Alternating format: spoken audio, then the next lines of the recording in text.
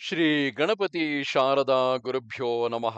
ಯತ್ರ ಯೋಗೇಶ್ವರ ಕೃಷ್ಣೋ ಯತ್ರ ಪಾರ್ಥೋ ಧನುರ್ಧರಃ ತತ್ರ ಶ್ರೀ ವಿಜಯ ಭೂತಿರ್ಧ್ರುವಾನೀತಿರ್ಮತಿರ್ಮಮ. ಶ್ರೋತೃಗಳಿಗೆ ಶ್ರೀ ಅಳಸಿಂಗರಾಚಾರ್ಯ ವಿರಚಿತ ಶ್ರೀ ವ್ಯಾಸ ಮಹರ್ಷಿ ಪ್ರಣೀತ ಶ್ರೀಮನ್ ಮಹಾಭಾರತದ ಶಾಂತಿ ಪರ್ವದಲ್ಲಿ ತೃಷ್ಣೆಯನ್ನು ತೊಲಗಿಸುವುದೇ ಸುಖ ಸಾಧನವೆಂಬುದನ್ನು ಕುರಿತು ಜನಕ ಮಾಂಡವ್ಯ ಸಂವಾದವನ್ನು ಭೀಷ್ಮನು ಯುಧಿಷ್ಠಿರನಿಗೆ ತಿಳಿಸಿದುದು ಎಂಬ 282ನೆಯ ಅಧ್ಯಾಯಕ್ಕೆ ಸ್ವಾಗತ.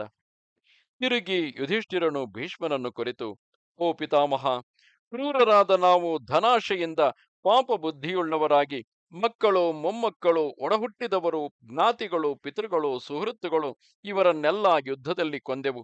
ಈ ವಿಧವಾದ ಅರ್ಥ ತೃಷ್ಣೆಯನ್ನು ಮನುಷ್ಯನು ತೊಲಗಿಸುವುದು ಹೇಗೆ? ಆ ದುರಾಶೆಯಿಂದ ನಾವು ನಡೆಸಿದ ಪಾಪಗಳಿಗೆ ಯಾವ ವಿಧದಲ್ಲಿ ನಿವೃತ್ತಿಯುಂಟು ಎಂದನು. ಅದಕ್ಕೆ ಆ ಭೀಷ್ಮನು, ಧರ್ಮಪುತ್ರ, ಇದೇ ವಿಷಯದಲ್ಲಿ ಹಿಂದೆ ಜನಕನಿಗೂ ಮಾಂಡವ್ಯನಿಗೂ ನಡೆದ ಸಂವಾದ ರೂಪವಾದ ಇತಿಹಾಸವೊಂದನ್ನು ಉದಾಹರಿಸುವರು. ಮಾಂಡವ್ಯನು ಹಿಂದೊಮ್ಮೆ ಇದೇ ವಿಷಯವಾಗಿ ಪ್ರಶ್ನೆ ಮಾಡಿದಾಗ ವಿದೇಹರಾಜನು ಹಾಡಿದ ಗೀತೆಗಳುಂಟು. ಅವುಗಳ ಅರ್ಥವೇನೆಂದರೆ, ನಾನೇನೋ ಸುಖವಾಗಿ ಜೀವಿಸುತ್ತಿರುವೆನು, ಆದರೆ ನನ್ನ ಭಾಗಕ್ಕೆ ಇಲ್ಲಿ ಯಾವುದೂ ಇಲ್ಲ. ಮಿಥಿಲೆಯೆಲ್ಲವೂ ಪೂರ್ಣವಾಗಿ ದಗ್ಧವಾದರೂ ನನ್ನದೊಂದು ದಗ್ಧವಾಗುವುದಿಲ್ಲ.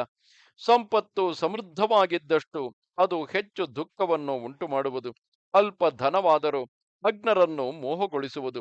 ಈ ಲೋಕದ ಎಲ್ಲ ಕಾಮ ಸುಖಗಳಾಗಲಿ, ಅದಕ್ಕೂ ಮೇಲಾದ ದೇವಲೋಕದ ಸುಖವಾಗಲಿ, ತೃಷ್ಣ ಕ್ಷಯದಿಂದ ಉಂಟಾಗತಕ್ಕ ಅಪಾರ ಸುಖಕ್ಕೆ ಕಲಾ ಮಾತ್ರವಾದರೂ ಸಾಟಿಯಾಗಲಾರದು.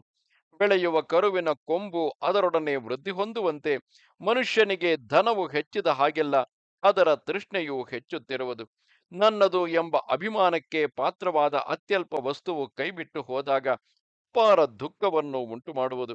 ಆದುದರಿಂದ ಯಾವುದರಲ್ಲಿಯೂ ನನ್ನದೆಂಬ ಮೋಹವನ್ನು ಇಟ್ಟುಕೊಳ್ಳಲೇಬಾರದು ಮತ್ತು ವಿಷಯಗಳಲ್ಲಿ ತಗಲುವುದೇ ದುಃಖವು. ಅರ್ಥವಿದ್ದಾಗ ಅದರಿಂದ ಧರ್ಮವನ್ನು ಹೆಚ್ಚಿಸಬೇಕು, ಕಾಮವನ್ನು ತೊಲಗಿಸಬೇಕು. ಪ್ರಾಜ್ಞನಾದವನು ತನ್ನಲ್ಲಿ ಹೇಗೋ ಹಾಗೆ ಇತರ ಪ್ರಾಣಿಗಳಲ್ಲಿಯೂ ವರ್ತಿಸಬೇಕು. ಶುದ್ಧ ಮನಸ್ಸುಳ್ಳವನಾಗಿ ಕೃತಕೃತ್ಯನಾದವನು ತಾನಾಗಿಯೇ ಕಾಮಗಳನ್ನು ತೊಲಗಿಸುವನು. ಸತ್ಯಾನೃತಗಳು, ಶೋಕ ಹರ್ಷಗಳು, ಪ್ರಿಯ ಅಪ್ರಿಯಗಳು, ಭಯ ಅಭಯಗಳು ಎಂಬಿ ದ್ವಂದ್ವಗಳನ್ನೆಲ್ಲ ನೀಗಿ ನೀನು ನಿಷ್ಕಲ್ಮಷನಾಗಿಯೂ ಶಾಂತನಾಗಿಯೂ ಇರು. ಯಾವುದು ದುರ್ಬುದ್ಧಿಯುಳ್ಳವರಿಗೆ ಬಿಡಲು ಸಾಧ್ಯವಿಲ್ಲವೋ, ತಾನು ಜೀರ್ಣವಾದರೂ ಯಾವುದು ಜೀರ್ಣವಾಗುವುದಿಲ್ಲವೋ, ಯಾವುದು ಪ್ರಾಣಾಂತದವರೆಗಿನ ಪ್ರಬಲ ವ್ಯಾಧಿ ಎನಿಸಿರುವುದೋ ಅಂತಹ ತೃಷ್ಣೆಯನ್ನು ನೀಗಿದವನೇ ನಿಜವಾದ ಸುಖವನ್ನು ಅನುಭವಿಸುವನು. ಮನುಷ್ಯನು ತನ್ನ ಚರಿತ್ರವನ್ನು ಚಂದ್ರನಂತೆ ಶುದ್ಧವಾಗಿಟ್ಟುಕೊಂಡು ಇಹಲೋಕದಲ್ಲಿ ಕೀರ್ತಿಯನ್ನು, ಪರಲೋಕದಲ್ಲಿ ಸುಖವನ್ನು ಹೊಂದುವನು ಎಂದನು. ಜನಕನು ಹಾಡಿದ ಈ ಗೀತಾರ್ಥವನ್ನು ಕೇಳಿ ಮಾಂಡವ್ಯನು ಪರಮ ಸಂತುಷ್ಟನಾಗಿ ಅದೇ ರೀತಿಯಿಂದ ವರ್ತಿಸುತ್ತಾ ಮುಕ್ತಿಯನ್ನು ಹೊಂದಿದನು. ಇದು 282ನೆಯ ಅಧ್ಯಾಯವು. ನಮಸ್ತೆ ಶಾರದೆ ದೇವಿ ಕಾಶ್ಮೀರ ಪುರವಾಸಿನಿ ತ್ವಾಮಹಂ ಪ್ರಾರ್ಥಿಗೆ ನಿತ್ಯಂ ವಿದ್ಯಾದಾನಂಚ ದೇಹಿಮೆ. ನಮಸ್ಕಾರ.